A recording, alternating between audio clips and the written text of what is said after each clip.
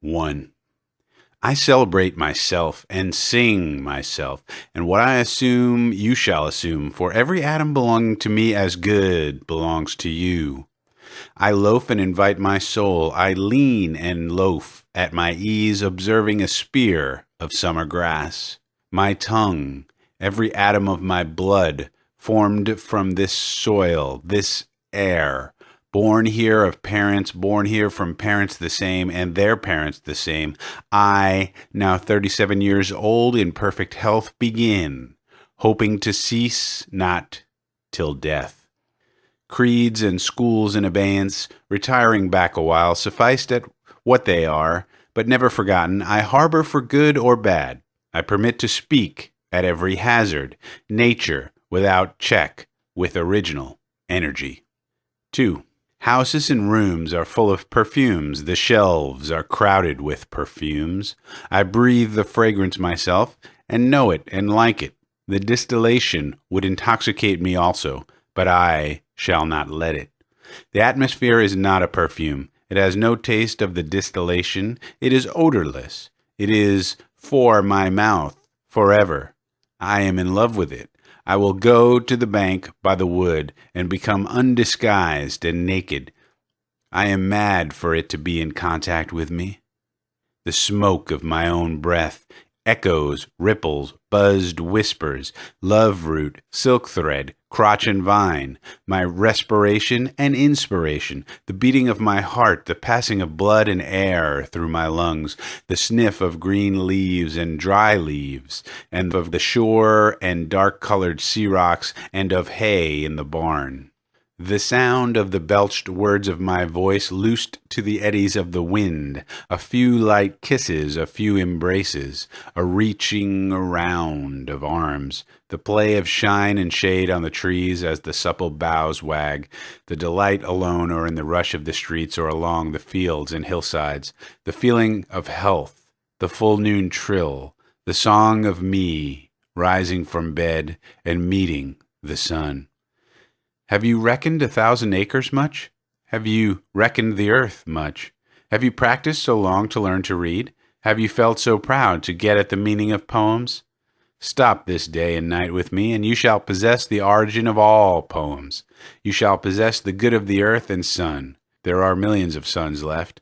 You shall no longer take things at second or third hand, nor look through the eyes of the dead, nor feed on the specters in books.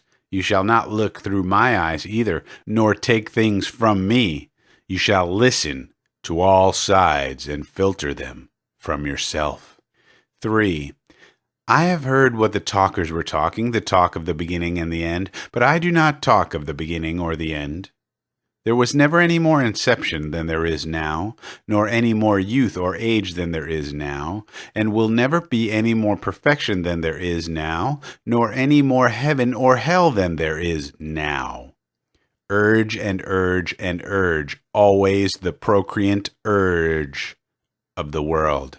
Out of the dimness opposite equals advance, always substance and increase, always sex, always a knit of identity, always distinction, always a breed of life. To elaborate is no avail. Learned and unlearned feel that it is so. Sure as the most certain sure, plumb in the uprights, well entreated, braced in the beams, stout as a horse, affectionate, haughty, electrical. I and this mystery here we stand. Clear and sweet is my soul, and clear and sweet is all that is not my soul. Lack one lacks both, and the unseen is proved by the seen, till that becomes unseen and receives proof in its turn. Showing the best and dividing it from the worst age vexes age. Knowing the perfect fitness and equanimity of things, while they discuss, I am silent and go bathe and admire myself. Welcome is every organ and attribute of me, and of any man hearty and clean. Not an inch nor a particle of an inch is vile, and none shall be less familiar than the rest. I am satisfied. I see, dance, laugh, sing. As the hugging and loving bedfellow sleeps at my side through the night, and withdraws at the peep of the day with stealthy tread, leaving me baskets covered with white towels, swelling the house with their plenty? Shall I postpone my acceptation and realization and scream at my eyes that they turn from gazing after and down the road, and forthwith cipher and show me to a cent exactly the value of one and exactly the value of two, and which is ahead? 4. Trippers and askers surround me. People I meet, the effect upon me of my early life, or the ward and city I live in, or the nation, the latest dates, discoveries, inventions, societies, authors, old and new, my dinner, dress, associates, looks, compliments, dues, the real or fancied indifference of some man or woman I love, the sickness of one of my folks or of myself, or ill-doing or loss or lack of money or depressions or exaltations, battles, the horrors of fratricidal war, the fever of doubtful news, the fitful events.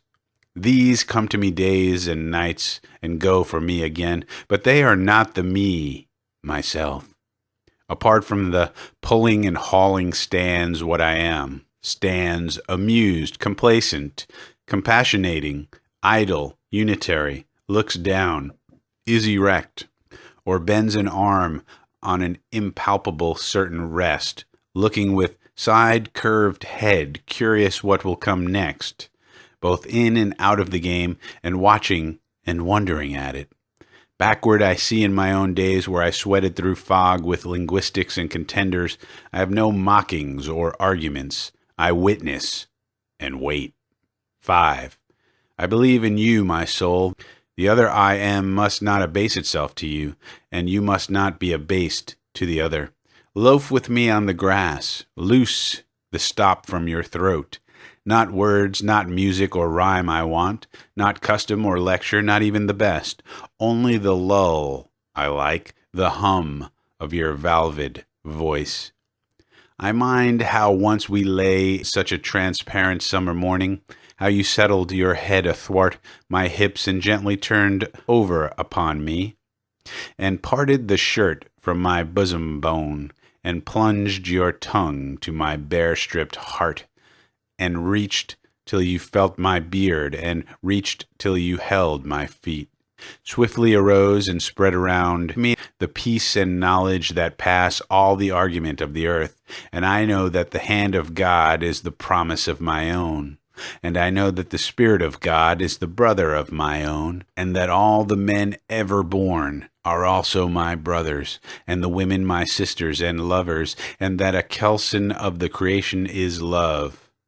And limitless are leaves stiff or drooping in the fields, and brown ants in the little wells beneath them, and mossy scabs of the worm fence, heaped stones, elder, mullein, and pokeweed. 6. A child said, "What is the grass?" fetching it to me with full hands. How could I answer the child? I do not know what it is any more than he.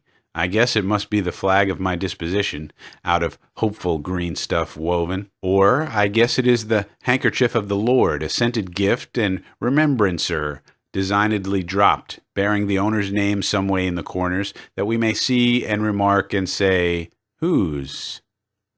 Or I guess the grass is itself a child, the produced babe of the vegetation.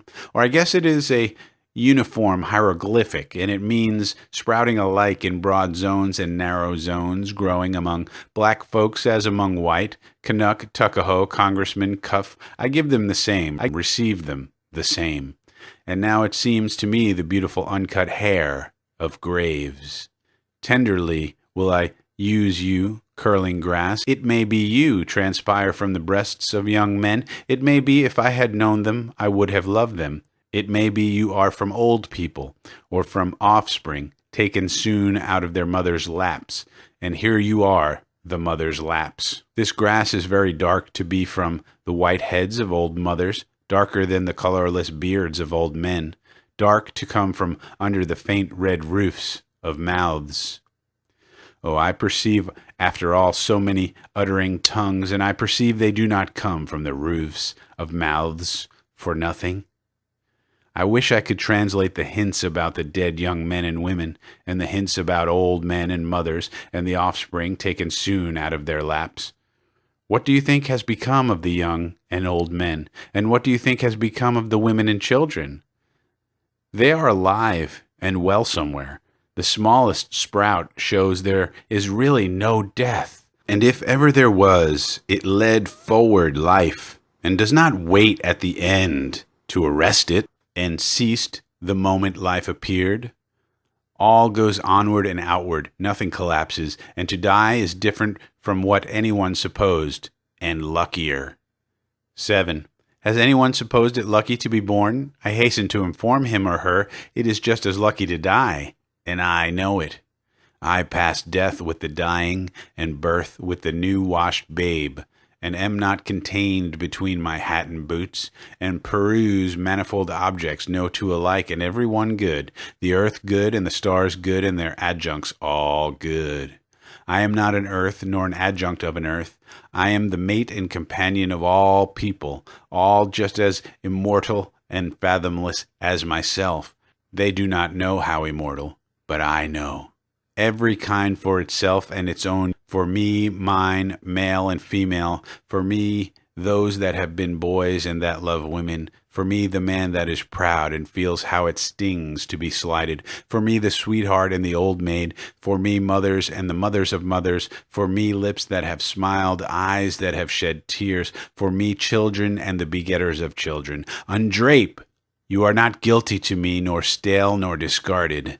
I see through the broadcloth and gingham whether or no, and am around, tenacious, acquisitive, tireless, and cannot be shaken away. 8. The little one sleeps in its cradle. I lift the gauze and look a long time, and silently brush away flies with my hand. The youngster and the red-faced girl turn aside up the bushy hill. I peeringly view them from the top. The suicide sprawls on the bloody floor of the bedroom. I witness the corpse with its dabbled hair. I note where the pistol has fallen. The blab of the pave, tires of carts, slough of boot soles, talk of promenaders, the heavy omnibus, the driver with his interrogating thumb, the clank of the shod horses on the granite floor, the snow sleighs clinking, shouting jokes, pelts of snowballs, the hurrahs for popular favorites, the fury of roused mobs, the flap of the curtained litter, a sick man inside borne to the hospital, the meeting of enemies, the sudden oath, the blows and fall, the excited crowd, the policeman with his star quickly working his passage to the center of the crowd, the impassive stones that receive and return so many echoes, what groans of overfed or half-starved who fall sunstruck or in fits, what exclamations of women take suddenly who hurry home and give birth to babes, what living and buried speech is always vibrating here, what howls restrained by decorum, arrests of criminals, slights, adulterous offers made, acceptances, rejections with convex lips. I mind them, or the show or resonance of them. I come and I depart. 9. The big doors of the country barn stand open and ready. The dried grass of the harvest time loads the slow-drawn wagon. The clear light plays on the brown, gray, and green intertinged. The armfuls are packed to the sagging mow. I am there. I help. I came, stretched atop the load. I felt its soft jolts, one leg reclined on the other. I jump from the crossbeams and seize the clover and Timothy, and roll head over heels and tangle my hair full of wisps. 10.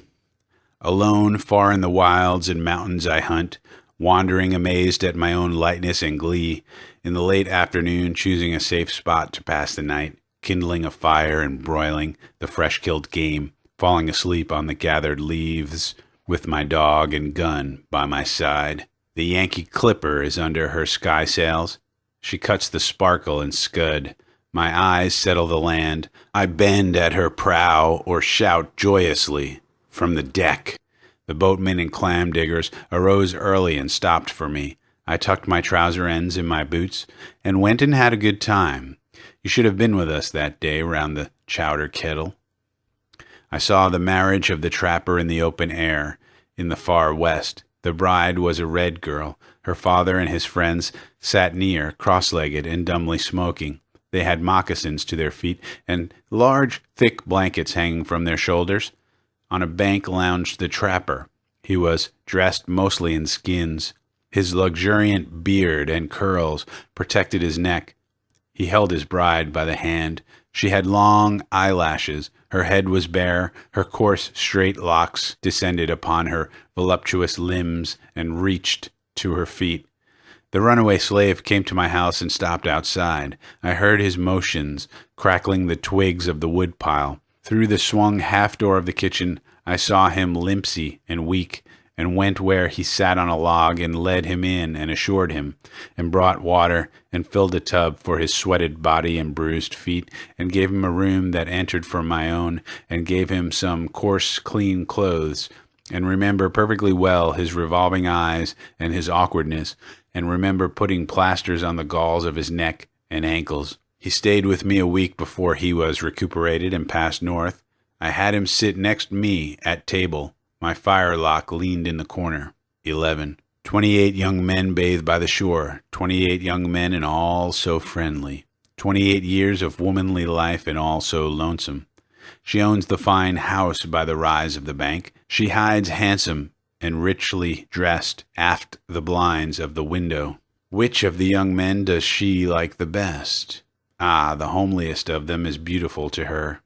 Where are you off to, lady? For I see you. You splash in the water there, yet stay stock still in your room. Dancing and laughing along the beach came the 29th bather.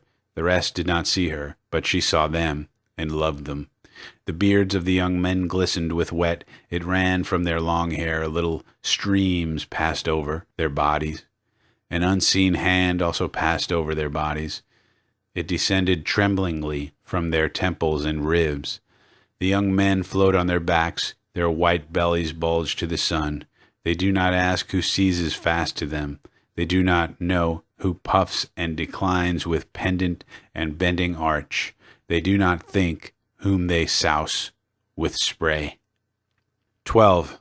The butcher boy puts off his killing clothes or sharpens his knife at the stall in the market. I loiter, enjoying his repartee and his shuffle and breakdown.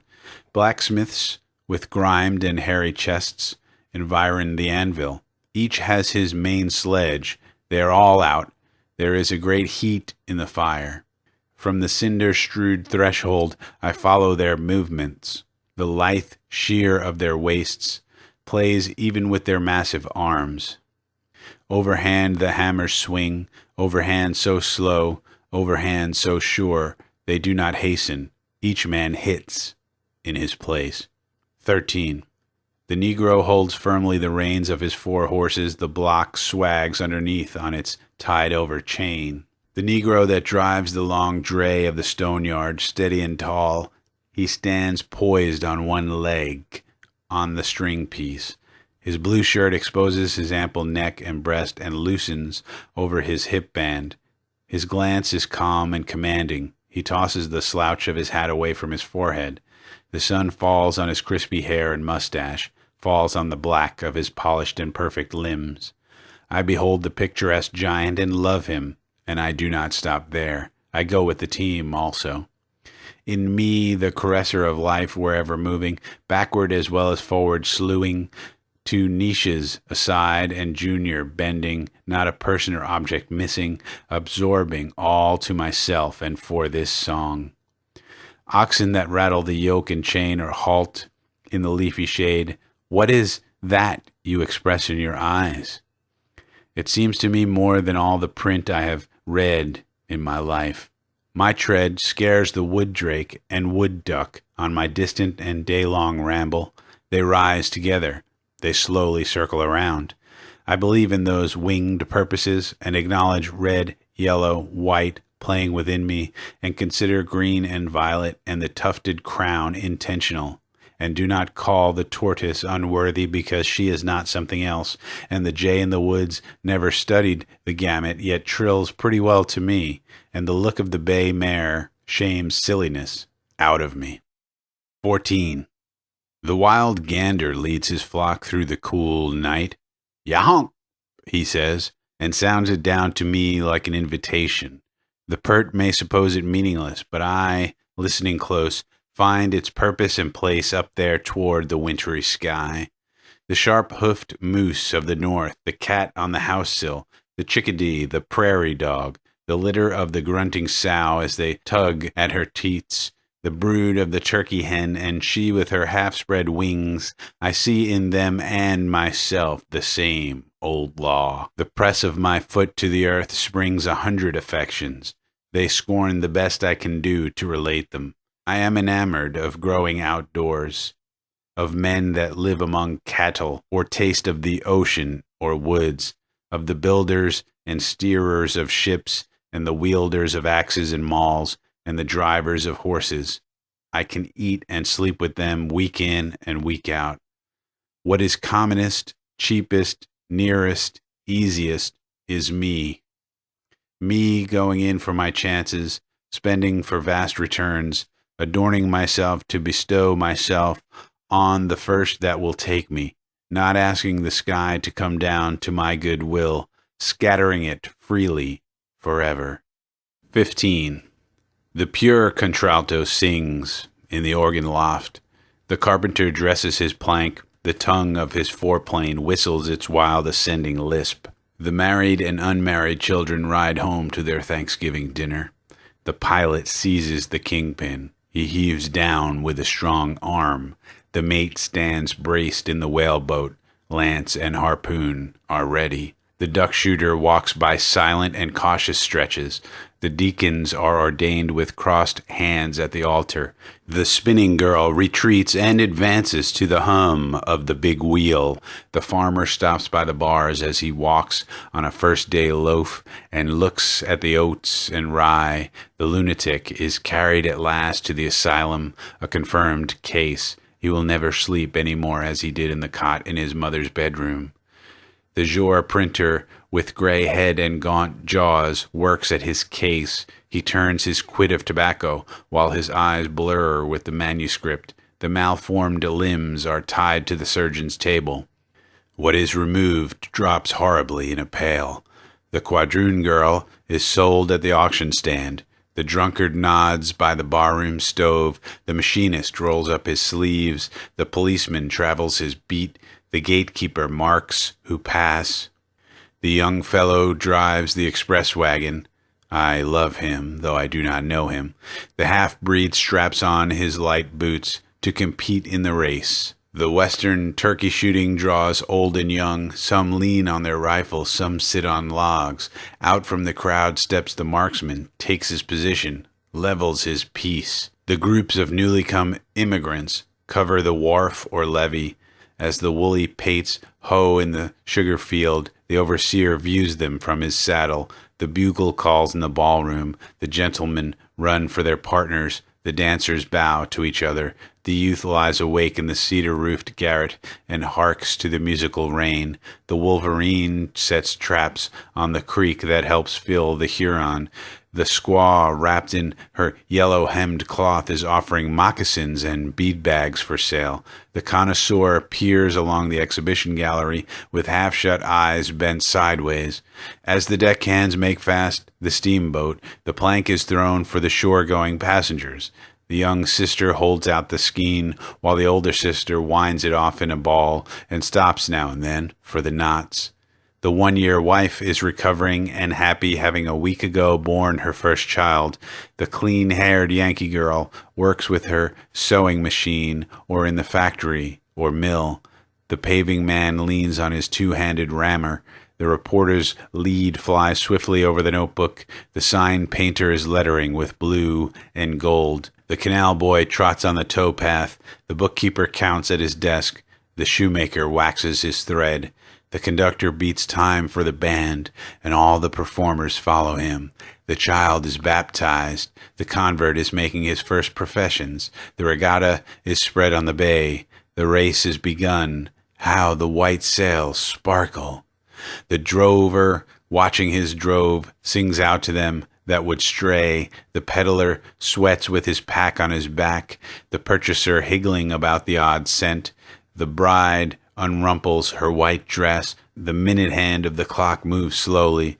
The opium eater reclines with rigid head and just opened lips. The prostitute draggles her shawl, her bonnet bobs on her tipsy and pimpled neck. The crowd laugh at her blackguard oaths.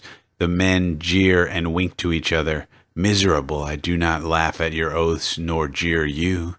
The president, holding a cabinet council, is surrounded by the great secretaries. On the piazza walk 3 matrons, stately and friendly with twined arms. The crew of the fish smack pack repeated layers of halibut in the hold. The Missourian crosses the plains, toting his wares and his cattle. As the fare collector goes through the train, he gives notice by the jingling of loose change. The floor men are laying the floor. The tinners are tinning the roof. The masons are calling for mortar. In single file, each shouldering his hod, pass onward the laborers. Seasons pursuing each other, the indescribable crowd is gathered. It is the 4th of 7th month. What salutes of cannon and small arms! Seasons pursuing each other, the plower plows, the mower mows, and the winter grain falls in the ground. Off on the lakes, the pike fisher watches and waits by the hole in the frozen surface. The stumps stand thick round the clearing. The squatter strikes deep with his axe. Flat boatmen make fast towards dusk near the cottonwood or pecan trees. Coon seekers go through the regions of the Red River, or through those drained by the Tennessee, or through those of the Arkansas. Torches shine in the dark that hangs on the Chattahoochee or Altamaha. Patriarchs sit at supper with sons and grandsons and great-grandsons around them. In walls of adobe, in canvas tents, rest hunters and trappers after their day's sport. The city sleeps and the country sleeps. The living sleep for their time. The dead sleep for their time. The old husband sleeps by his wife, and the young husband sleeps by his wife. And these tend inward to me, and I tend outward to them. And such as it is to be of these, more or less I am. And of these, one and all, I weave the song of myself. 16. I am of old and young, of the foolish as much as the wise, regardless of others, ever regardful of others, maternal as well as paternal, a child as well as a man, stuffed with the stuff that is coarse and stuffed with the stuff that is fine, one of the nation of many nations, the smallest the same, and the largest the same, a southerner soon as a northerner, a planter nonchalant and hospitable down by the Oconee I live, a Yankee bound my own way ready for trade, my joints the limberest joints on earth, and the sternest joints on earth.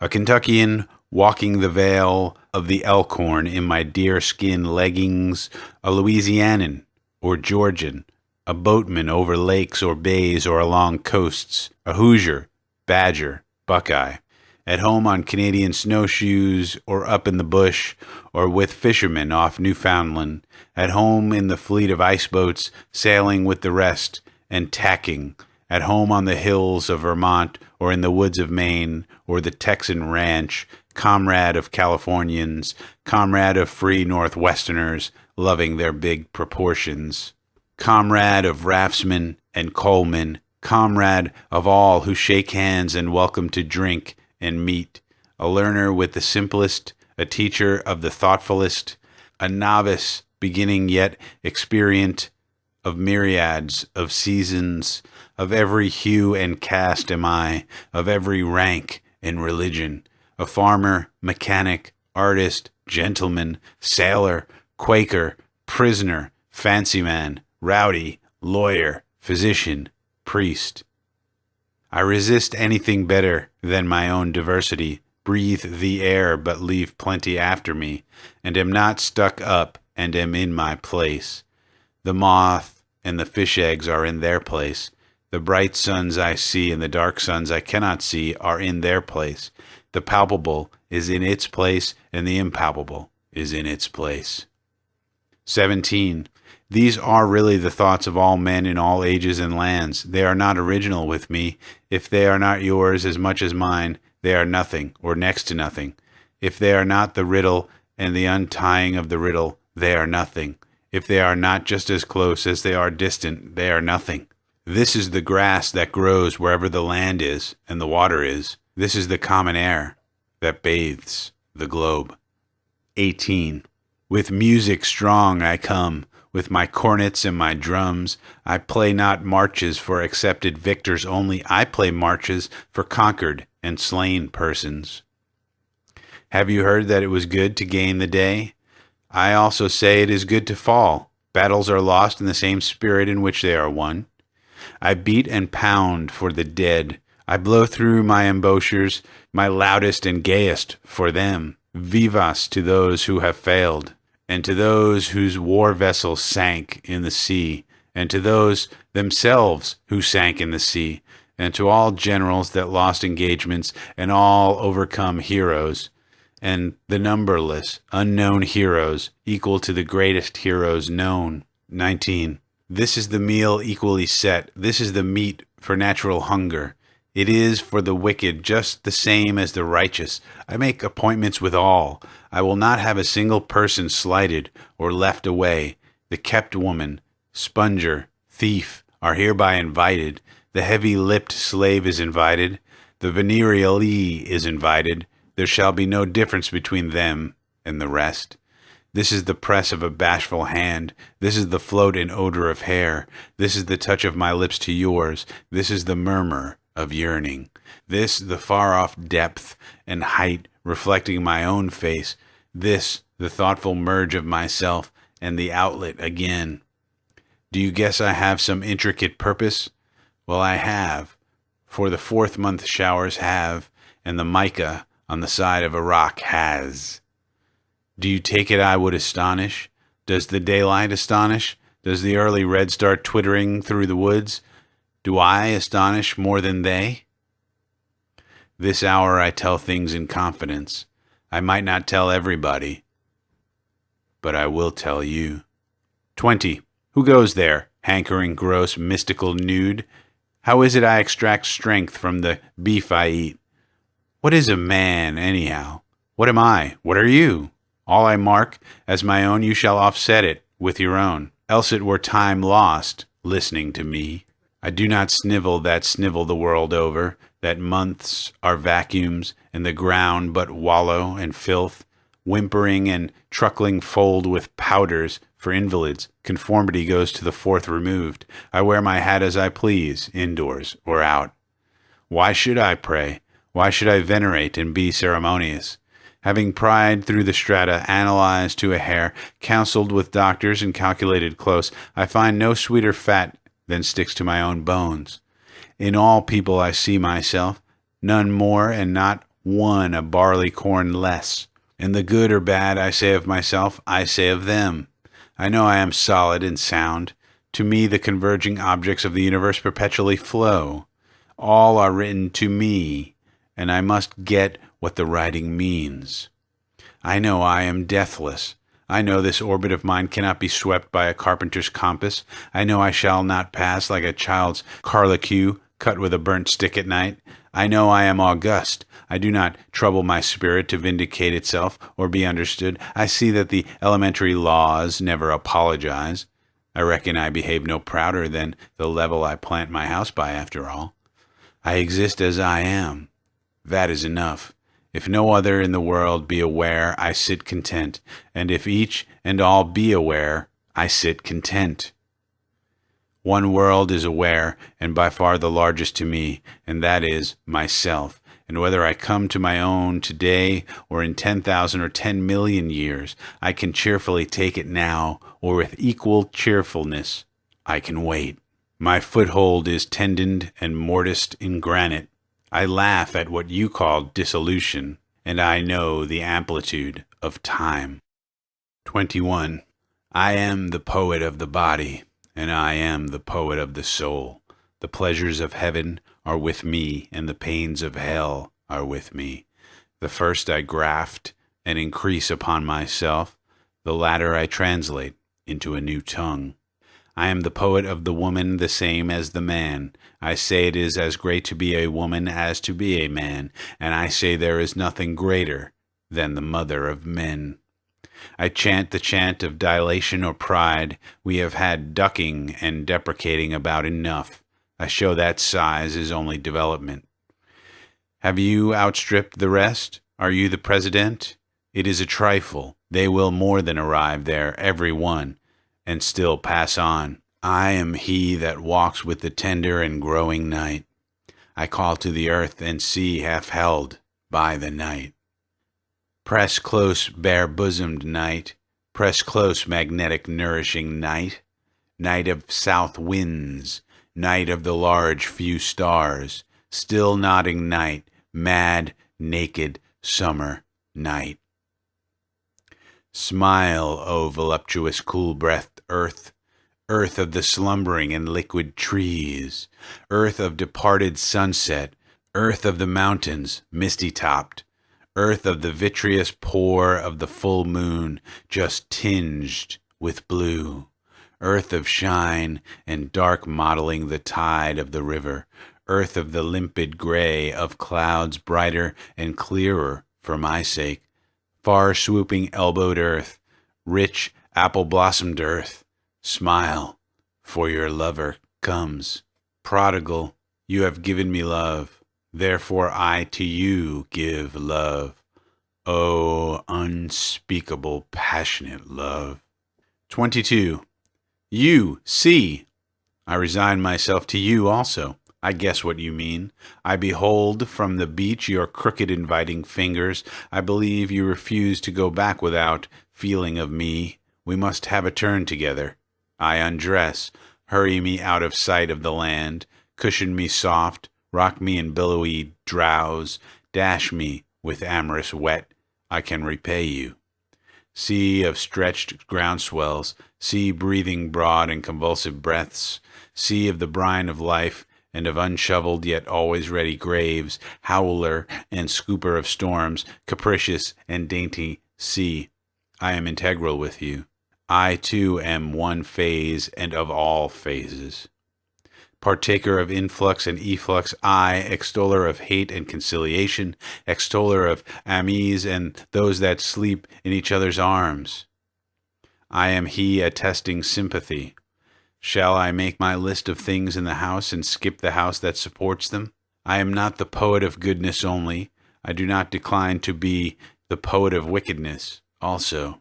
What blurt is this about virtue and about vice? Evil propels me, and reform of evil propels me. I stand indifferent. My gait is no fault-finder's or rejecter's gait. I moisten the roots of all that has grown. Do you fear some scrofula out of the unflagging pregnancy? Did you guess the celestial laws are yet to be worked over and rectified? I find one side, a balance, and the antipodal side, a balance. Soft doctrine as steady help as stable doctrine. Thoughts and deeds of the present hour rouse and early start. This minute that comes to me over the past decillions, there is no better than it and now. What behaved well in the past or behaves well today is not such a wonder. The wonder is always and always how there can be a mean man or an infidel. 23. Endless unfolding of words of ages, and mine a word of the modern, the word en masse, a word of the faith that never balks. Here or henceforth it is all the same to me. I accept time, absolutely. It alone is without flaw. It alone rounds and completes all. That mystic baffling wonder alone completes all. I accept reality and dare not question it. Materialism first and last imbuing.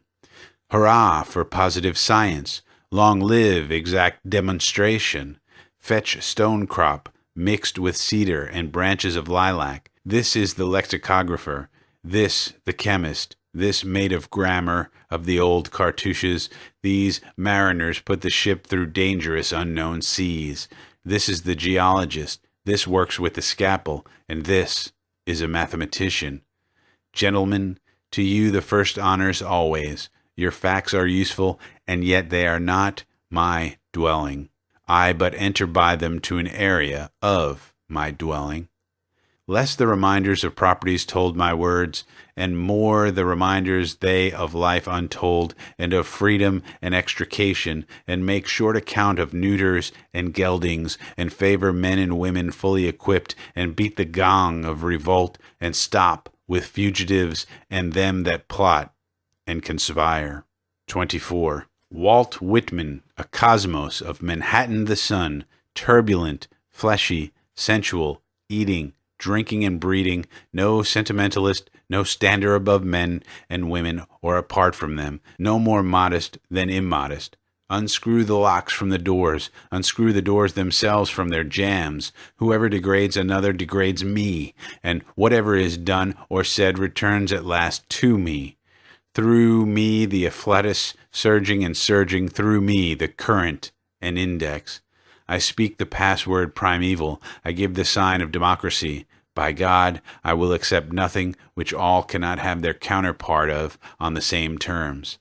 Through me many long dumb voices, voices of the interminable generations of prisoners and slaves, voices of the diseased and despairing and of thieves and dwarves, voices of cycles of preparation and accretion, and of the threads that connect the stars, and of wombs, and of the father stuff, and of the rights of them the others are down upon, of the deformed, trivial, flat, foolish, despised, fog in the air, beetles rolling balls of dung. Through me forbidden voices, voices of sexes and lusts, voices veiled, and I remove the veil, voices indecent by me clarified and transfigured. I do not press my fingers across my mouth. I keep as delicate around the bowels as around the head and heart. Copulation is no more rank to me than death is. I believe in the flesh and the appetites. Seeing, hearing, feeling are miracles, and each part and tag of me is a miracle. Divine am I, inside and out, and I make holy whatever I touch or am touched from.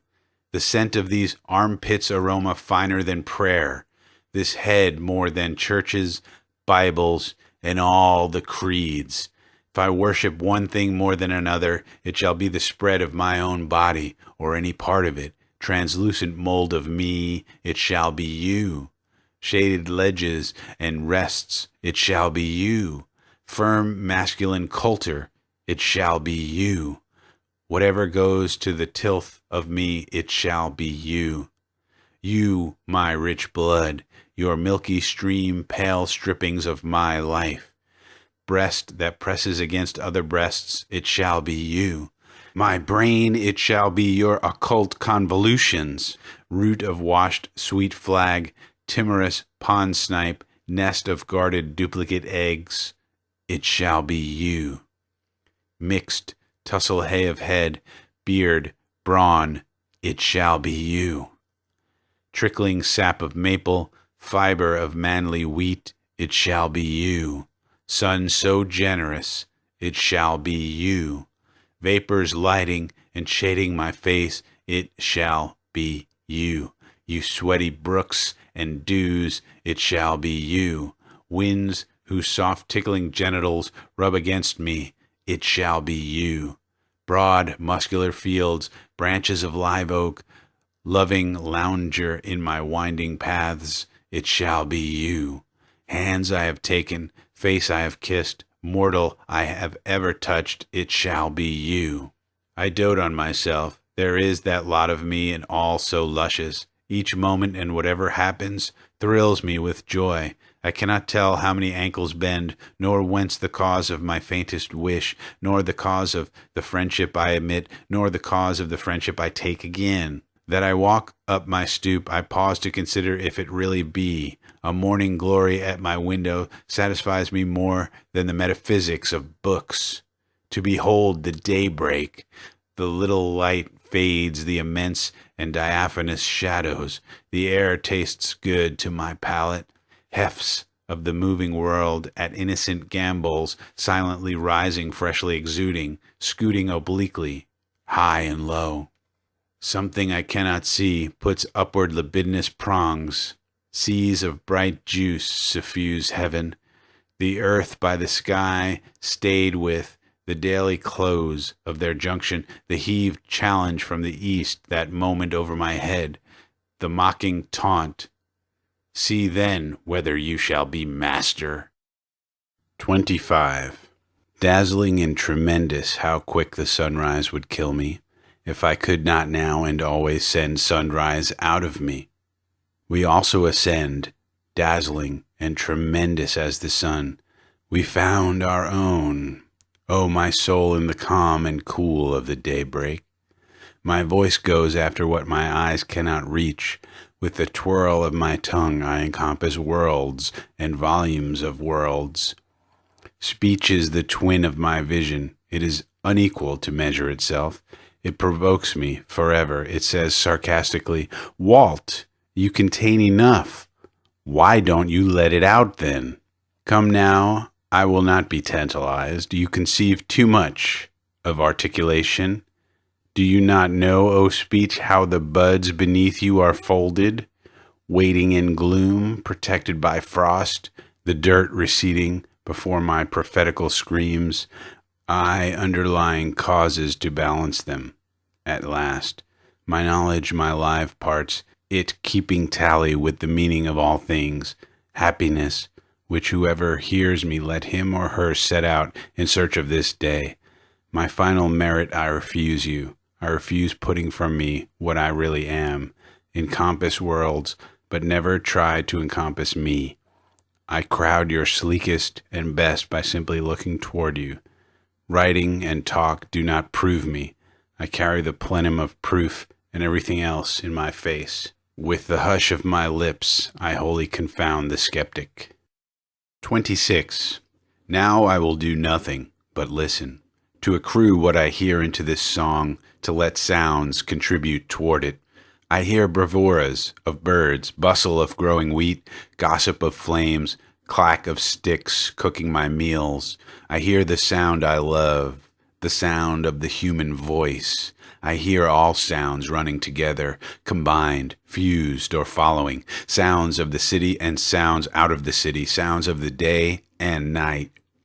Talkative young ones to those that like them, the loud laugh of working people at their meals, the angry bass of disjointed friendship, the faint tones of the sick, the judge with hands tight to the desk, his pallid lips pronouncing a death sentence, the heave-a-yo of stevedores unlading ships by the wharves, the refrain of the anchor lifters, the ring of alarm bells, the cry of fire, the whir of swift-streaking engines and hose carts with premonitory tinkles and colored lights, the steam whistle, the solid roll of the train of approaching cars, the slow march played at the head of the association, marching two and two. They go to guard some corpse. The flag tops are draped with black muslin. I hear the violoncello. 'Tis the young man's heart's complaint. I hear the keyed cornet. It glides quickly through my ears. It shakes mad sweet pangs through my belly and breast. I hear the chorus. It is a grand opera. Ah, this indeed is music. This suits me. A tenor large and fresh as the creation fills me. The orbic flex of his mouth is pouring and filling me full. I hear the trained soprano. What work with hers is this? The orchestra whirls me wider than Uranus flies. It wrenches such ardors from me I did not know I possessed them. It sails me. I dab with bare feet. They are licked by indolent waves. I am cut by bitter and angry hail. I lose my breath, steeped amid honeyed morphine, my windpipe throttled in fakes of death, at length led up again to feel the puzzle of puzzles, and that we call being. 27. To be in any form, what is that? Round and round we go, all of us, and ever come back thither. If nothing lay more developed, the quahog in its callous shell were enough. Mine is no callous shell. I have instant conductors all over me, whether I pass or stop. They seize every object and lead it harmlessly through me. I merely stir, press, feel with my fingers, and am happy. To touch my person to someone else's is about as much as I can stand. 28. Is this then a touch, quivering me to a new identity? Flames and ether making a rush for my veins, treacherous tip of me reaching and crowding to help them, my flesh and blood playing out lightning to strike what is hardly different from myself, on all sides prurient provokers stiffening my limbs, straining the udder of my heart for its withheld drip, behaving licentious toward me, taking no denial, depriving me of my best as for a purpose, unbuttoning my clothes, holding me by the bare waist, deluding my confusion with the calm of the sunlight and pasture fields, immodestly sliding the fellow senses away. They bribe to swap off with touch and go and graze at the edges of me. No consideration, no regard for my draining strength or my anger, fetching the rest of the herd around to enjoy them a while, then all uniting to stand on a headland and worry me. The centuries desert every other part of me. They have left me helpless to a red marauder. They all come to the headland to witness and assist against me. I am given up by traitors. I talk wildly. I have lost my wits. I and nobody else am the greatest traitor. I went myself first to the headland. My own hands carried me there. You villain touch, what are you doing? My breath is tight in its throat. Unclench your floodgates. You are too much for me. 29. Blind, loving, wrestling touch, sheath-hooded, sharp-toothed touch. Did it make you ache so, leaving me? Parting tracked by arriving, perpetual payment of perpetual loan, rich showering rain, and recompense richer afterward. Sprouts take and accumulate, stand by the curb, prolific and vital, landscapes projected masculine, full-sized, and golden. 30.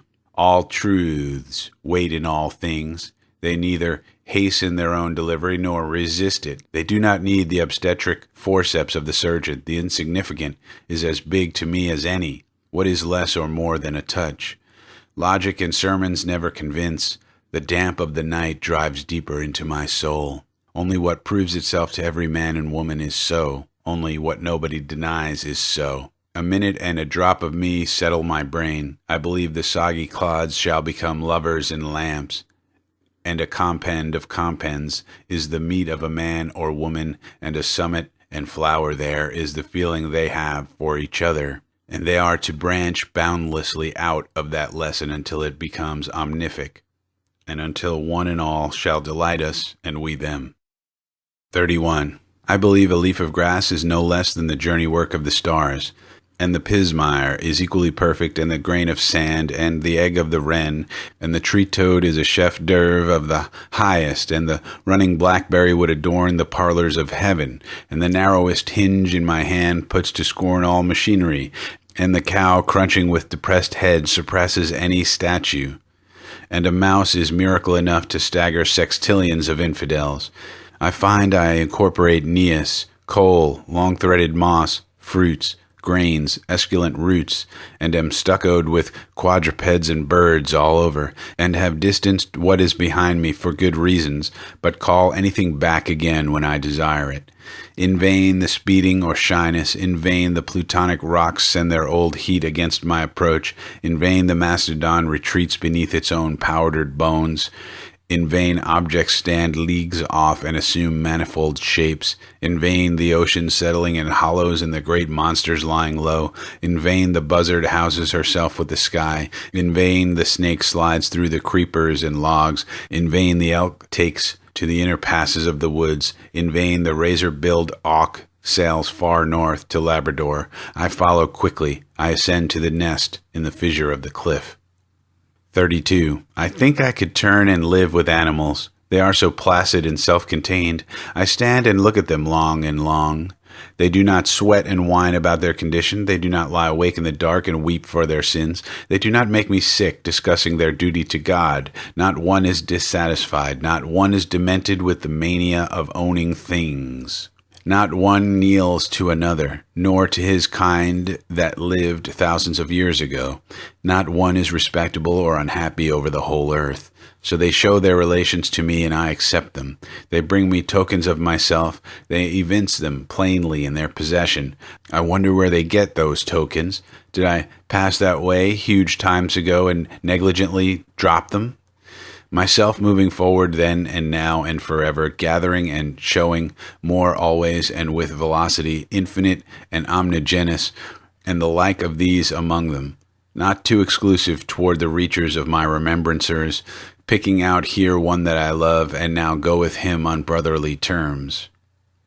A gigantic beauty of a stallion, fresh and responsive to my caresses, head high in the forehead, wide between the ears, limbs glossy and supple, tail dusting the ground, eyes full of sparkling wickedness, ears finely cut, flexibly moving. His nostrils dilate as my heels embrace him. His well-built limbs tremble with pleasure as we race around and return. I but use you a minute, then I resign you, stallion. Why do I need your paces when I myself outgallop them, even as I stand or sit passing faster than you? 33. Space and time. Now I see it is true, what I guessed at, what I guessed when I loafed on the grass, what I guessed while I lay alone in my bed, and again as I walked the beach under the paling stars of the morning.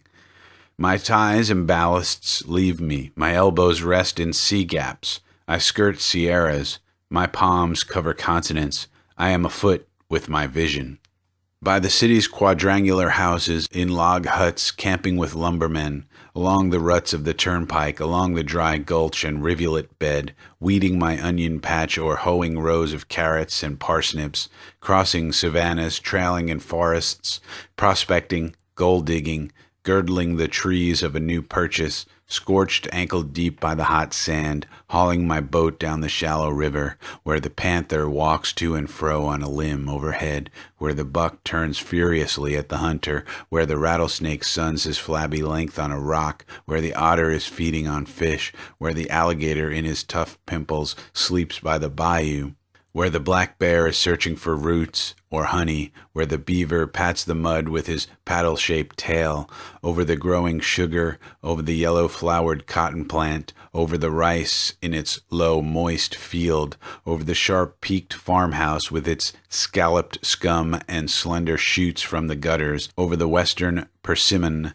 over the long-leaved corn, over the delicate blue-flower flax, over the white and brown buckwheat, a hummer and buzzer there with the rest, over the dusky green of the rye as it ripples and shades in the breeze, scaling mountains, pulling myself cautiously up, holding on by low scragged limbs, walking the path worn in the grass and beat through the leaves of the brush, where the quail is whistling betwixt the woods and the wheat lot, where the bat flies in the 7th-month eve, where the great gold bug drops through the dark, where the brook puts out of the roots of the old tree and flows to the meadow, where cattle stand and shake away flies with the tremendous shuddering of their hides, where the cheesecloth hangs in the kitchen, where andirons straddle the hearth slab, where cobwebs fall in festoons from the rafters, where trip hammers crash, where the press is whirling its cylinders, wherever the human heart beats with terrible throes under its ribs,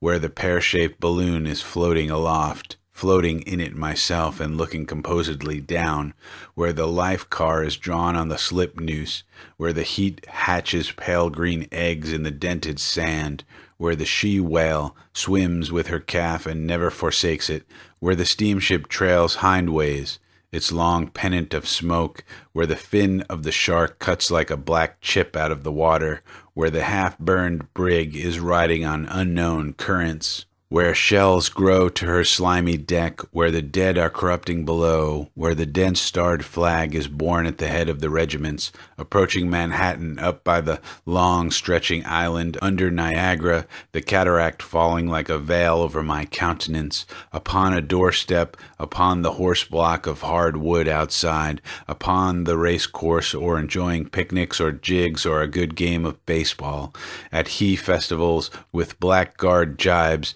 ironical license, bull dances, drinking, laughter, at the cider mill tasting the sweets of the brown mash, sucking the juice through a straw, at apple peelings wanting kisses for all the red fruit I find, at musters, beach parties, friendly bees, huskings, house raisings, where the mockingbird sounds his delicious gurgles, cackles, screams, weeps, where the hayrick stands in the barnyard, where the dry stalks are scattered, where the brood cow waits in the hovel, where the bull advances to do his masculine work, where the stud to the mare, where the cock is treading the hen, where the heifers browse, where geese nip their food with short jerks, where sundown shadows lengthen over the limitless and lonesome prairie, where herds of buffalo making a crawling spread of the square miles far and near, where the hummingbird shimmers, where the neck of the long-lived swan is curving and winding,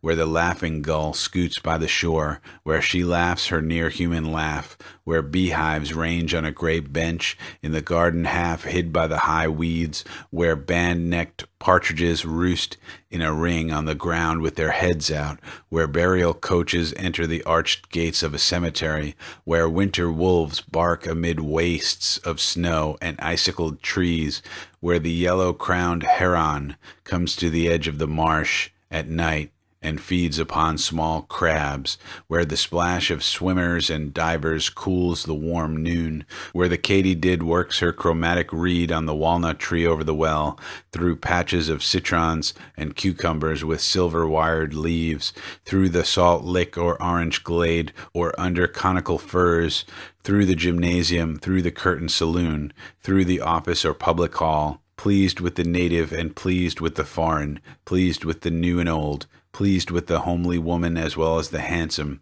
pleased with the Quakers as she puts off her bonnet and talks melodiously, pleased with the tune of the choir of the whitewashed church, pleased with the earnest words of the sweating Methodist preacher, impressed seriously at the camp meeting, looking in at the shop windows of Broadway the whole forenoon, flatting the flesh of my nose on the thick plate glass, wandering the same afternoon with my face turned up to the clouds, or down a lane or along the beach, my right and left arms around the sides of two friends, and I in the middle, coming home with the silent and dark-cheeked bush boy. Behind me he rides at the drape of the day, far from the settlements, studying the print of animals' feet, or the moccasin print, by the cot in the hospital reaching lemonade to a feverish patient, nigh the coffined corpse when all is still, examining with a candle, voyaging to every port to dicker and adventure, hurrying with the modern crowd, as eager and fickle as any, hot toward one I hate, ready in my madness to knife him, solitary at midnight in my backyard, my thoughts gone from me a long while, walking the old hills of Judea, with the beautiful, gentle God by my side, speeding through space, speeding through heaven and the stars, speeding amid the 7 satellites and the broad ring, and the diameter of 80,000 miles, speeding with tailed meteors, throwing fireballs like the rest, carrying the crescent child that carries its own full mother in its belly, storming, enjoying, planning, loving, cautioning, backing and filling, appearing and disappearing. I tread day and night such roads. I visit the orchards of spheres and look at the product, and look at quintillions ripened, and look at quintillions green.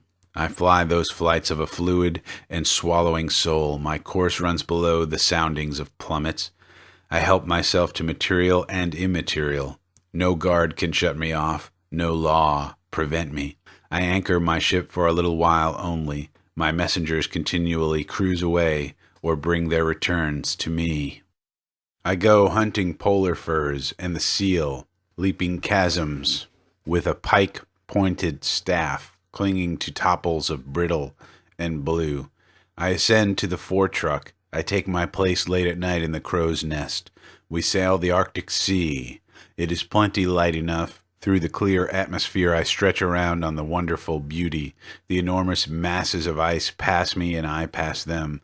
The scenery is plain in all directions. The white-topped mountains show in the distance. I fling out my fancies toward them.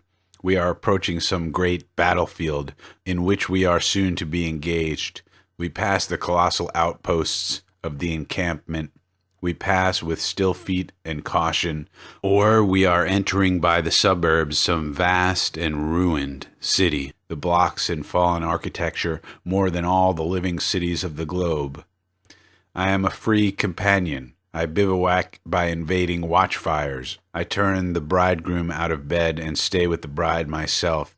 I tighten her all night to my thighs and lips. My voice is the wife's voice, the screech by the rail of the stairs. They fetch my man's body up, dripping and drowned. I understand the large hearts of heroes, the courage of present times and all times. How the skipper saw the crowded and rudderless wreck of the steamship and death chasing it up and down the storm. How he knuckled tight and gave not back an inch, and was faithful of days and faithful of nights, and chalked in large letters on a board, "Be of good cheer, we will not desert you." How he followed with them and tacked with them 3 days and would not give it up. How he saved the drifting company at last, how the lank, loose-gowned women looked when boated from the side of their prepared graves, how the silent, old-faced infants and the lifted sick and the sharp-lipped, unshaved men, all this I swallow. It tastes good. I like it well. It becomes mine. I am the man. I suffered. I was there.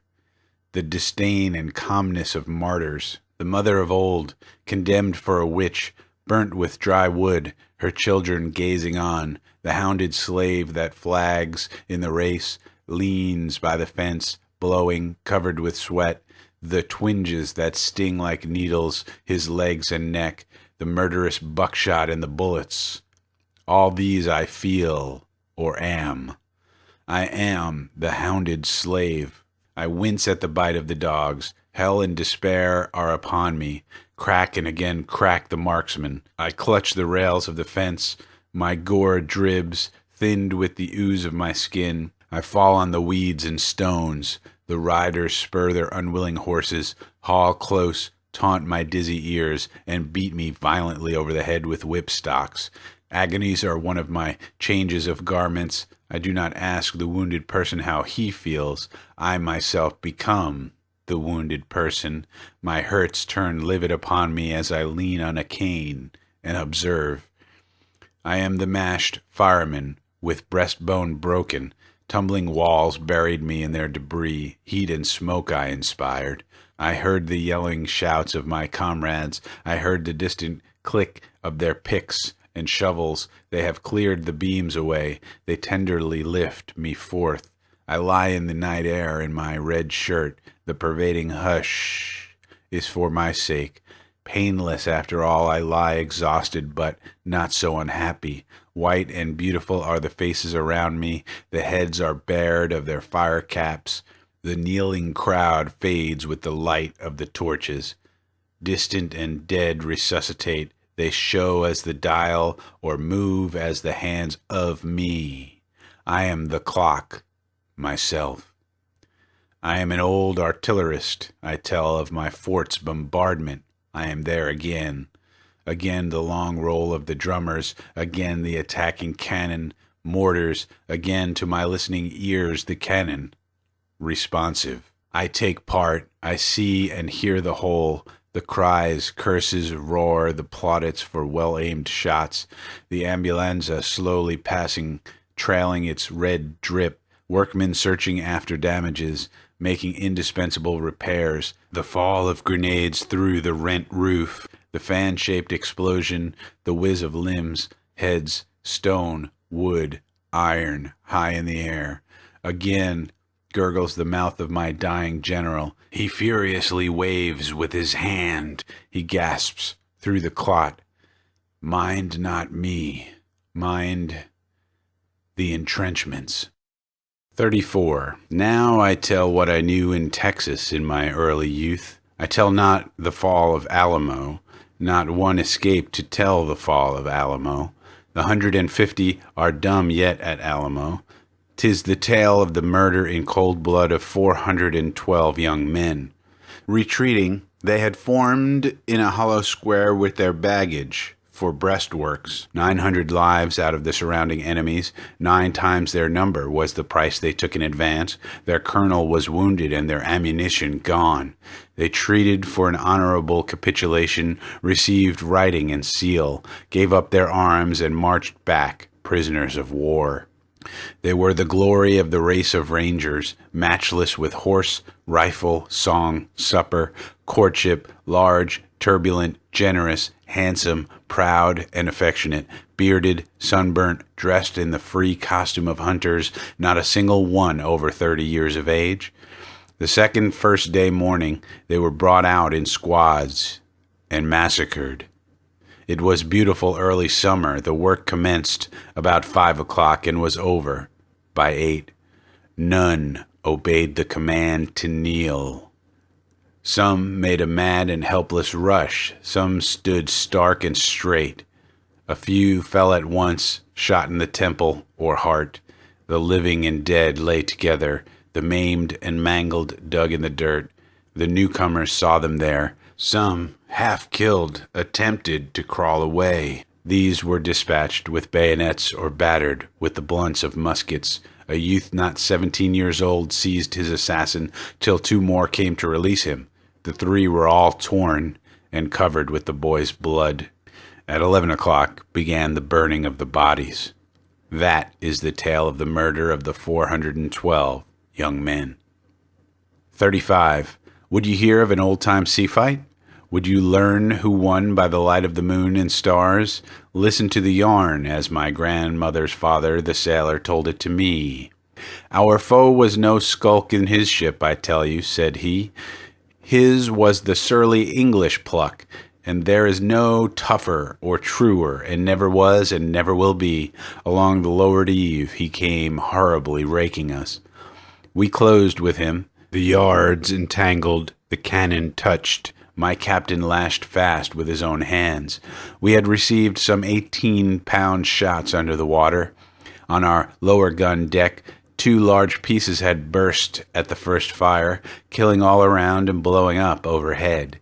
Fighting at sundown, fighting at dark, 10 o'clock at night, the full moon well up, our leaks on the gain, and 5 feet of water reported, the master-at-arms loosing the prisoners confined in the afterhold to give them a chance for themselves. The transit to and from the magazine is now stopped by the sentinels. They see so many strange faces they do not know whom to trust. Our frigate takes fire. The other asks if we demand quarter, if our colors are struck and the fighting done. Now I laugh content, for I hear the voice of my little captain. We have not struck, he composedly cries. We have just begun our part of the fighting. Only 3 guns are in use. 1 is directed by the captain himself against the enemy's mainmast. 2 well served with grape and canister silence his musketry and clear his decks. The tops alone second the fire of this little battery, especially the main top. They hold out bravely during the whole of the action. Not a moment's cease. The leaks gain fast on the pumps. The fire eats toward the powder magazine. One of the pumps has been shot away. It is generally thought we are sinking. Serene stands the little captain. He is not hurried. His voice is neither high nor low. His eyes give more light to us than our battle lanterns. Toward 12, there in the beams of the moon, they surrender to us. 36. Stretched and still lies the midnight. 2 great hulls motionless on the breast of the darkness. Our vessel riddled and slowly sinking. Preparations to pass to the one we have conquered. The captain on the quarterdeck, coldly giving his orders through a countenance white as a sheet. Nearby the corpse of the child that served in the cabin. The dead face of an old salt with long white hair and carefully curled whiskers. The flames, spite of all that can be done, flickering aloft and below. The husky voices of the 2 or 3 officers yet fit for duty. Formless stacks of bodies and bodies by themselves. Dabs of flesh upon the masts and spars. Cut of cordage. Dangle of rigging.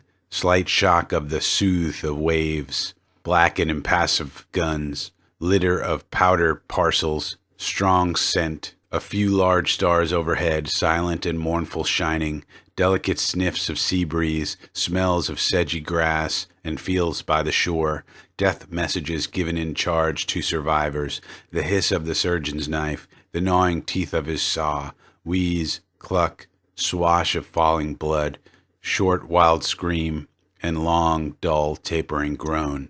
These irretrievable. 37. You laggards there on guard, look to your arms. In at the conquered doors they crowd. I am possessed. Embody all presences outlawed or suffering. See myself in prison shaped like another man, and feel the dull, unintermitted pain. For me the keepers of convicts shoulder their carabines and keep watch. It is I, let out in the morning and barred at night. Not a mutineer walks handcuffed to jail, but I am handcuffed to him and walk by his side. I am less the jolly one there and more the silent one with sweat on my twitching lips.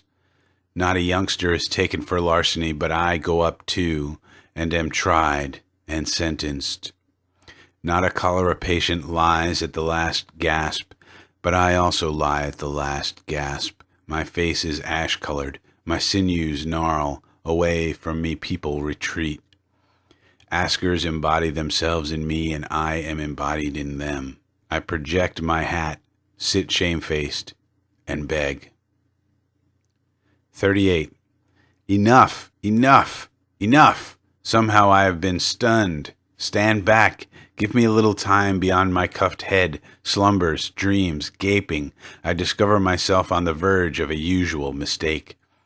That I could forget the mockers and insults, that I could forget the trickling tears and the blows of the bludgeons and hammers, that I could look with a separate look on my own crucifixion and bloody crowning. I remember now. I resume the overstayed fraction. The grave of rock multiplies what has been confided to it, or to any graves. Corpses rise, gashes heal, fastenings roll from me. I troop forth replenished with supreme power, one of an average unending procession. Inland and seacoast we go, and pass all boundary lines. Our swift ordinances on their way over the whole earth. The blossoms we wear in our hats, the growth of thousands of years. Elives, I salute you. Come forward. Continue your annotations. Continue your questionings. 39. The friendly and flowing savage. Who is he? Is he waiting for civilization, or past it and mastering it? Is he some Southwesterner, raised outdoors? Is he Canadian? Is he from the Mississippi country? Iowa, Oregon, California, the mountains, prairie life, bush life, or sailor from the sea? Wherever he goes, men and women accept and desire him. They desire he should like them, touch them, speak to them, stay with them. Behavior lawless as snowflakes, words simple as grass, uncombed head, laughter, and naivete. Slow-stepping feet, common features, common modes and emanations, they descend in new forms from the tips of his fingers. They are wafted with the odor of his body or breath. They fly out of the glance of his eyes. 40. Flaunt of the sunshine, I need not your bask. Lie over. You light surfaces only. I force surfaces and depths also. Earth, you seem to look for something at my hands. Say, old topknot, what do you want? Man or woman, I might tell how I like you, but cannot, and might tell what is in me and what is in you, but cannot, and might tell that pining I have, that pulse of my nights and days. Behold, I do not give lectures or a little charity. When I give myself. You there, impotent, loosen the knees, open your scarfed chops till I blow grit within you, spread your palms and lift the flaps of your pockets. I am not to be denied. I compel. I have stores plenty and to spare, and anything I have, I bestow. I do not ask who you are. That is not important to me. You can do nothing and be nothing but what I will enfold you. To cotton-field drudge or cleaner of privies I lean. On his right cheek I put the family kiss, and in my soul I swear I never will deny him. On women fit for conception I start bigger and nimbler babes. This day I am jetting the stuff of far more arrogant republics. To anyone dying, thither I speed and twist the knob of the door. Turn the bedclothes toward the foot of the bed. Let the physician and the priest go home. I seize the descending man and raise him with resistless will. O despairer, here is my neck. By God, you shall not go down. Hang your whole weight upon me. I dilate you with tremendous breath. I buoy you up. Every room of the house do I fill with an armed force, lovers of me, bafflers of graves. Sleep. I and they keep guard all night. Not doubt, not decease shall dare to lay finger upon you. I have embraced you, and henceforth possess you to myself. And when you rise in the morning, you will find what I tell you is so. 41. I am he bringing help for the sick as they pant on their backs. And for strong, upright men I bring yet more needed help. I heard what was said of the universe, heard it and heard it of several thousand years. It is middling well as far as it goes. But is that all? Magnifying and applying come I, outbidding at the start of the old cautious hucksters, taking myself the exact dimensions of Jehovah, lithographing Kronos, Zeus his son, and Hercules his grandson, buying drafts of Osiris, Isis, Belus, Brahma, Buddha in my portfolio, placing Manito loose, Allah on a leaf, the crucifix engraved with Odin, and the hideous-faced Mexitli, and every idol and image, taking them all for what they are worth, and not a cent more, admitting they were alive and did the work of their days. They bore mites as for unfledged birds, who have now to rise and fly and sing for themselves, accepting the rough, deific sketches to fill out better in myself, bestowing them freely on each man and woman I see, discovering as much or more in a framer framing a house, putting higher claims for him there with his rolled-up sleeves, driving the mallet and chisel, not objecting to special revelations, considering a curl of smoke or a hair on the back of my hand just as curious as any revelation. Lads a hold of fire engines and hook and ladder ropes, no less to me than the gods of the antique wars, minding their voices peal through the crash of destruction, their brawny limbs passing safe over charred laths, their white foreheads whole and unhurt out of the flames, by the mechanic's wife, with her babe at her nipple, interceding for every person born. 3 scythes at harvest whizzing in a row from 3 lusty angels with shirts bagged out at their waists, the snag-toothed hostler with red hair redeeming sins past and to come, selling all he possesses, traveling on foot to fee lawyers for his brother and sit by him while he is tried for forgery. What was strewn in the amplest strewing the square rod about me and not filling the square rod then. The bull and the bug never worshipped half enough, dung and dirt more admirable than was dreamed, the supernatural of no account, myself waiting my time to be one of the supremes, the day getting ready for me, when I shall do as much good as the best, and be as prodigious, by my life lumps. Becoming already a creator, putting myself here and now to the ambushed womb of the shadows. 42. A call in the midst of the crowd, my own voice, orotund, sweeping and final. Come, my children. Come, my boys and girls, my women, household and intimates. Now the performer launches his nerve. He has passed his prelude on the reeds within. Easily written, loose-fingered chords, I feel the thrum of your climax and close. My head slews round on my neck, music rolls, but not from the organ. Folks are around me, but they are no household of mine. Ever the hard, unsunk ground, ever the eaters and drinkers, ever the upward and downward sun, ever the air and the ceaseless tides, ever myself and my neighbors, refreshing, wicked, real, ever the old inexplicable query, ever that thorned thumb, that breath of itches and thirsts, ever the vexer's hoot hoot, till we find where the sly one hides and brings him forth, ever love, ever the sobbing liquid of life, ever the bandage under the chin, ever the trestles of death. Here and there with dimes on the eyes walking, to feed the greed of the belly, the brains liberally spooning, tickets buying, taking, selling, but into the feast never once going, many sweating, plowing, thrashing, and then the chaff for payment receiving, a few idly owning, and they the wheat continually claiming. This is the city, and I am one of the citizens. Whatever interests the rest interests me. Politics, wars, markets, newspapers, schools, the mayor and councils, banks, tariffs, steamships, factories, stocks, stores, real estate, and personal estate. The little plentiful mannequins skipping around in collars and tailed coats, I am aware who they are. They are positively not worms or fleas. I acknowledge the duplicates of myself. The weakest and shallowest is deathless with me. What I do and say the same waits for them. Every thought that flounders in me, the same flounders in them. I know perfectly well my own egotism, know my omnivorous lines, and must not write any less, and would fetch you, whoever you are, flush with myself.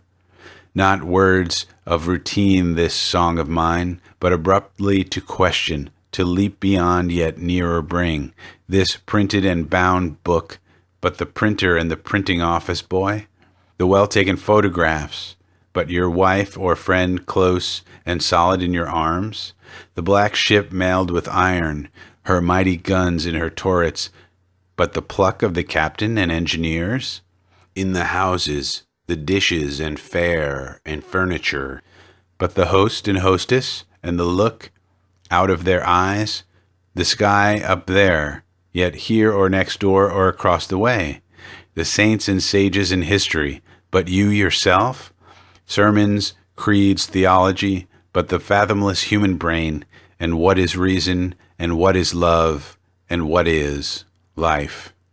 43. I do not despise you priests all time, the world over. My faith is the greatest of faiths and the least of faiths. In closing, worship ancient and modern and all between ancient and modern, believing I shall come again upon the earth after 5,000 years, waiting responses from oracles, honoring the gods, saluting the sun, making a fetish of the first rock or stump, powwowing with sticks in the circle of obis, helping the lama or Brahmin as he trims the lamps of the idols, dancing yet through the streets in a phallic procession, wrapped and austere in the woods, a gymnosophist, drinking mead from the skull cup, to Shastas and Vedas admirant, minding the Koran, walking the Teocallis, spotted with gore from the stone and knife, beating the serpent skin drum, accepting the Gospels, accepting him that was crucified, knowing assuredly that he is divine, to the mass kneeling, or the Puritan's prayer rising, or sitting patiently in a pew,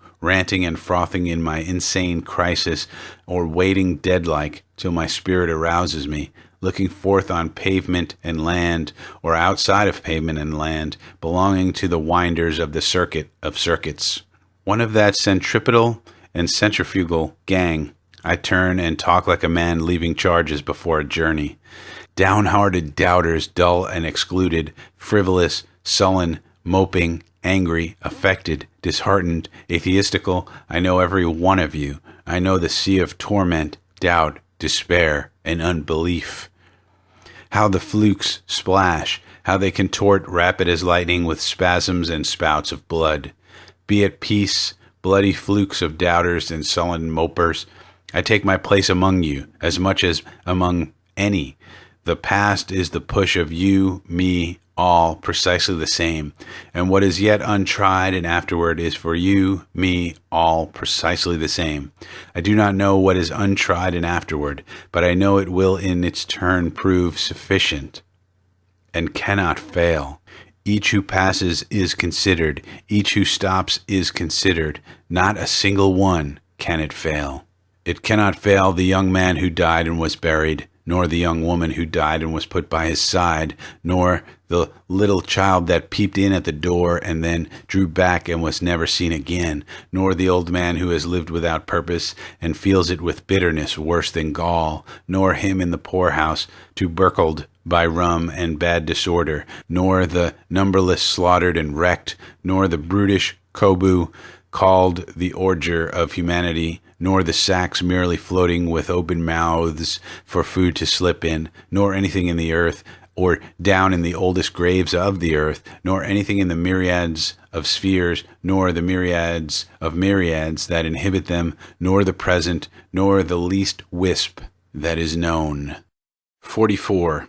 It is time to explain myself. Let us stand up.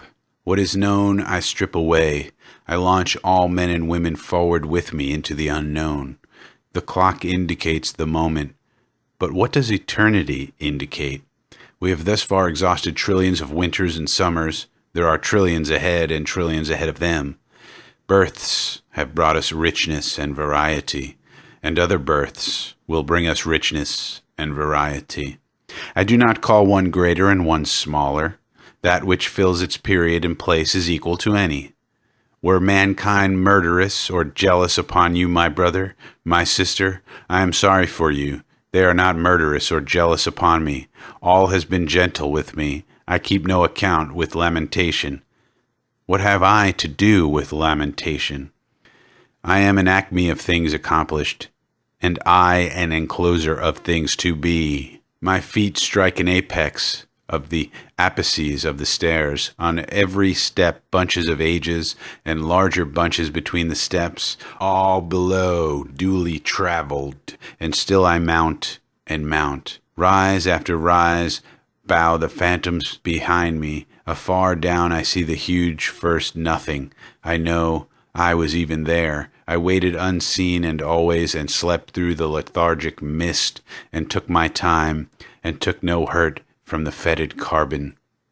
Long I was hugged close, long and long. Immense have been the preparations for me, faithful and friendly the arms that have helped me. Cycles ferried my cradle, rowing and rowing like cheerful boatmen. For room to me stars kept aside in their own rings. They sent influences to look after what was to hold me.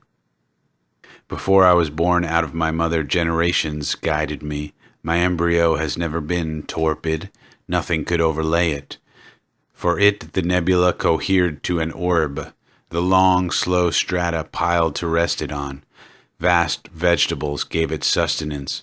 Monstrous sauroids transported it in their mouths and deposited it with care.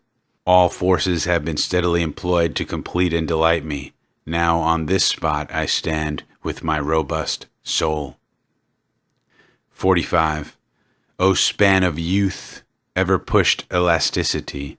O manhood, balanced, florid and full. My lovers suffocate me, crowding my lips, thick in the pores of my skin, jostling me through streets and public halls, coming naked to me at night, crying by day, ahoy, from the rocks of the river, swinging and chirping over my head, calling my name from flower beds, vines, tangled underbrush, lighting on every moment of my life, bussing my body with soft, balsamic busses, noiselessly passing handfuls out of their hearts and giving them to be mine. Old age superbly rising, oh, welcome ineffable grace of dying days. Every condition promulges not only itself, it promulges what grows after and out of itself, and the dark hush promulges as much as any.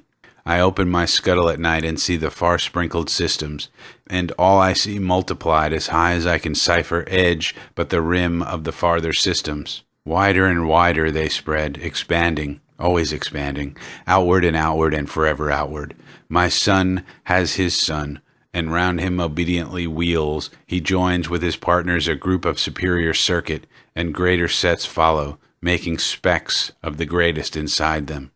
There is no stoppage and never can be stoppage. If I, you, and the worlds, and all beneath or upon their surfaces, were this moment reduced back to a pallid float, it would not avail in the long run. We should surely bring up again where we now stand and surely go as much farther, and then farther and farther. A few quadrillions of eras, a few octillions of cubic leagues, do not hazard the span or make it impatient. They are but parts. Anything is but a part. See ever so far, there is limitless space outside of that. Count ever so much, there is limitless time around that. My rendezvous is appointed. It is certain. The Lord will be there, and wait till I come on perfect terms. The great camerado, the lover true for whom I pine, will be there. 46. I know I have the best of time and space, and was never measured, and never will be measured. I tramp a perpetual journey. Come listen, all. My signs are rainproof coat, good shoes, and a staff cut from the woods. No friend of mine takes his ease in my chair. I have no chair, no church, no philosophy. I lead no man to a dinner table, library, exchange, but each man and each woman of you I lead upon a knoll. My left hand hooking you round the waist, my right hand pointing to landscapes of continents and the public road. Not I, not anyone else can travel that road for you. You must travel it for yourself.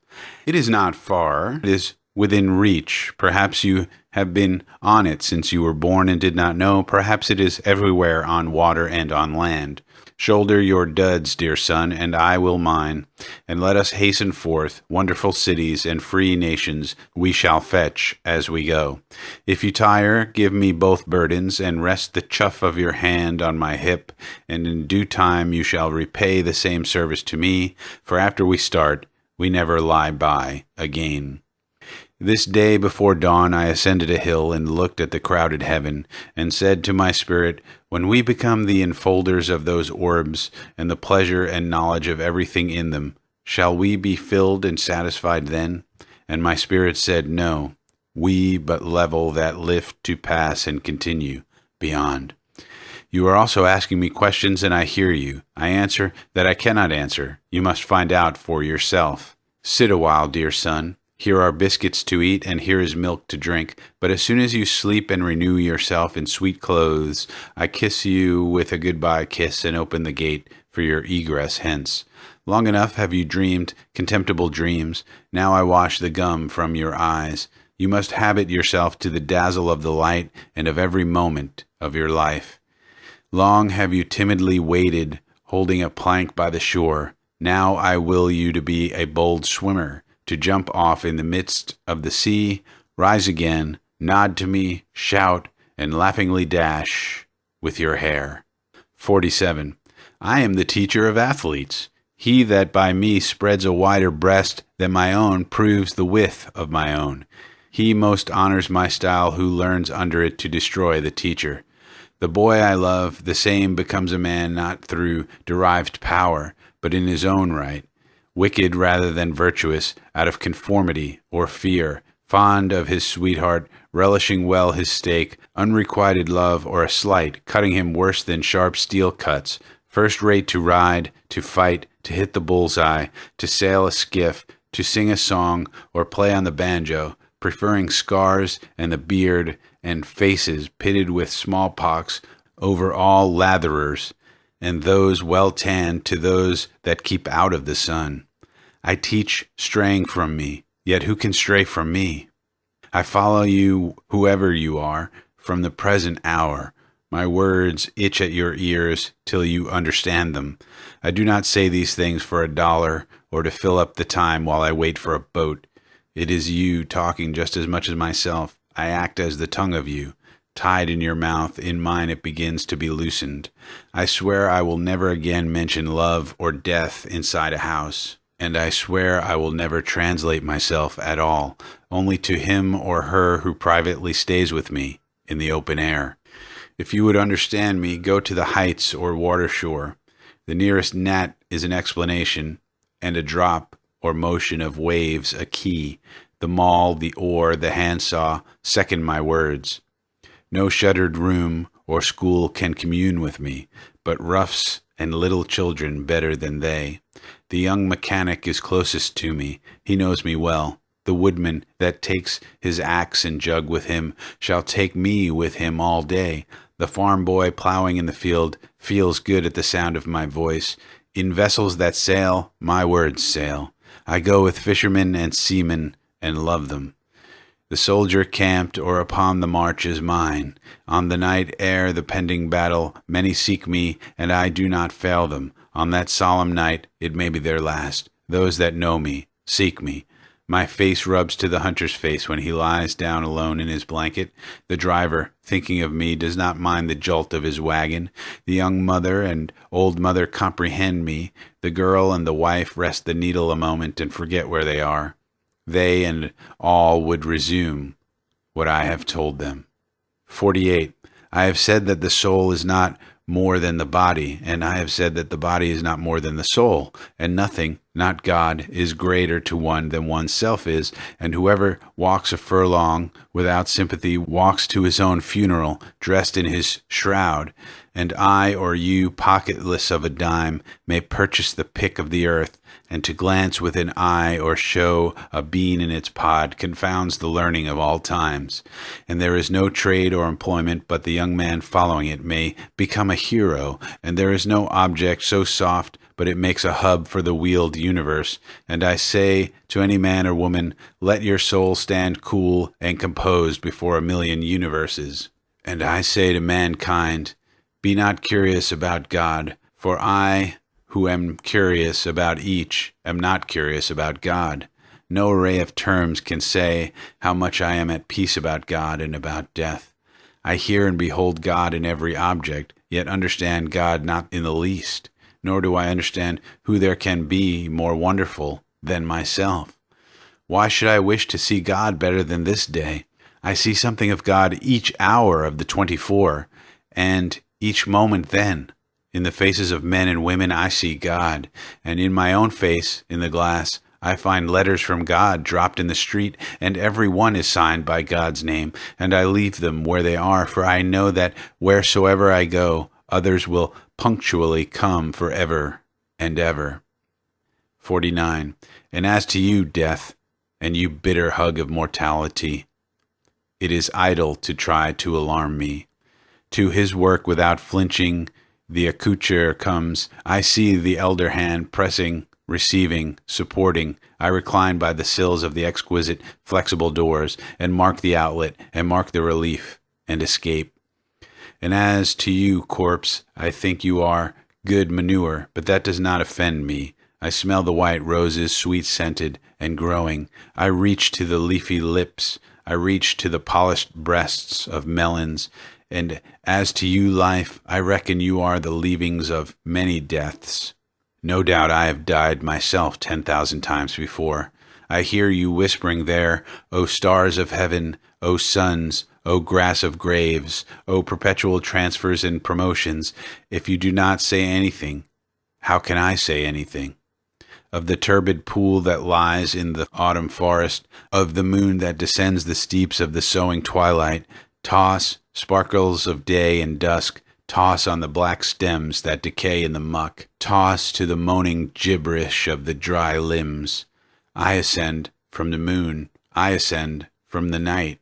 I perceive that the ghastly glimmer is noonday sunbeams reflected and debauched to the steady and central from the offspring, great or small.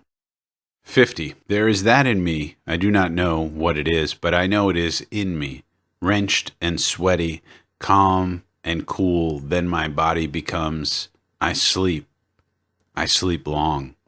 I do not know it, it is without name, it is a word unsaid, it is not in any dictionary utterance, symbol. Something it swings on more than the earth I swing on. To it the creation is the friend whose embracing awakes me. Perhaps I might tell more. Outlines, I plead for my brothers and sisters. Do you see, O my brothers and sisters? It is not chaos or death. It is form, union, plan. It is eternal life. It is happiness. 51. The past and present wilt, I have filled them, emptied them, and proceed to fill my next fold of the future. Listener up there, what have you to confide to me? Look in my face while I snuff the sidle of evening. Talk honestly. No one else hears you, and I stay only a minute longer. Do I contradict myself? Very well, then I contradict myself. I am large. I contain multitudes. I concentrate toward them that are nigh. I wait on the door slab. Who has done his day's work? Who will soonest be through with his supper? Who wishes to walk with me? Will you speak before I am gone? Will you prove already too late? 52. The spotted hawk swoops by and accuses me. He complains of my gab and my loitering. I too am not a bit tamed. I too am untranslatable. I sound my barbaric yawp over the roofs of the world. The last scud of day holds back for me. It flings my likeness after the rest, and true as any on the shadowed wilds, it coaxes me to the vapor and the dusk. I depart as air. I shake my white locks at the runaway sun. I fuse my flesh in eddies and drift it in lacy jags. I bequeath myself to the dirt to grow from the grass I love. If you want me again, look for me under your boot soles. You will hardly know who I am or what I mean, but I shall be good health to you nevertheless, and filter and fiber your blood. Failing to fetch me at first, keep encouraged. Missing me one place, search another. I stop somewhere, waiting for you.